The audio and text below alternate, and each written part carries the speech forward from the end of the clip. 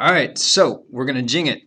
Anyway, we've got these three lines, and we've got a bunch of angles wherever those lines cross each other. For example, angle 1 is over here, angle 2 is over here, angle 3, angle 4, angle 5, angle 6, angle 7, angle 8. Now, which ones are the interior angles? Tell me which angle. Throw out numbers for me. And remember, this is review. All right, someone says 3 and 2. Those are interior, correct.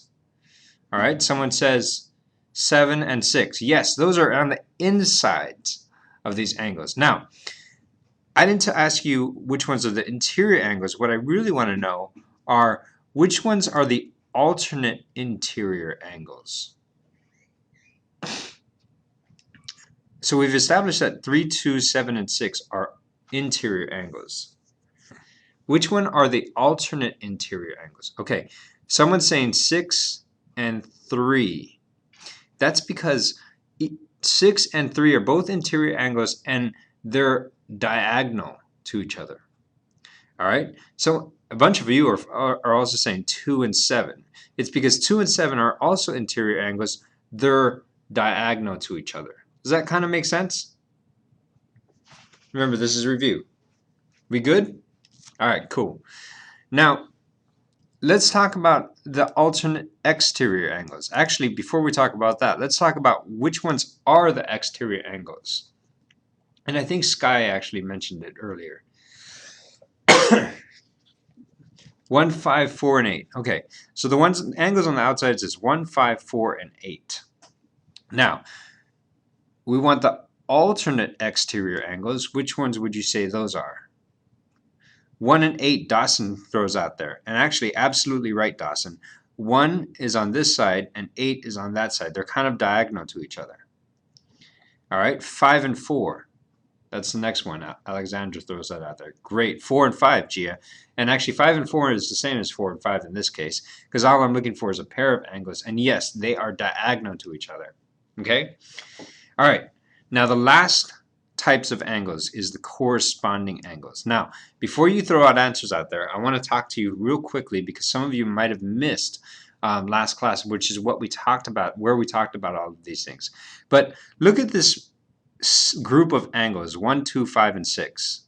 Those are these angles that is made by these two lines that cross. And then look at this group of angles, 3, 4, 7, and 8. Those are 4 angles that are made by those two lines crossing. Okay?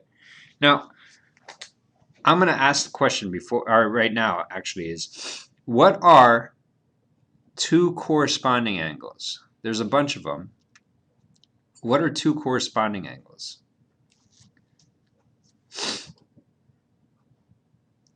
All right, someone says 4 and 7.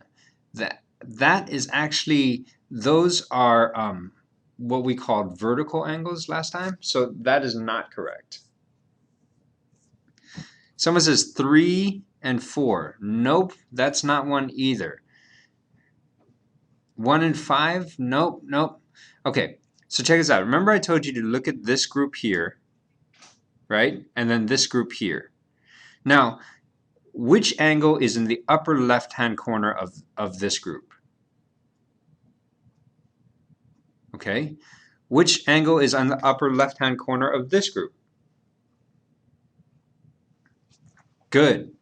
Those are the corresponding angles. This angle 1 corresponds with this angle 3. Exactly, Justice. What's another set of corresponding angles? 3 and 1 is perfect, but what's another set? Okay, we got 5 and 7. Exactly. Upper right, upper right. There's 2 more. Throw them out there. 4 and 2. Exactly. And last one, 8 and 6. Great job, folks. So corresponding angles occur there's 2 sets of angles, and then they're both in the same relative position.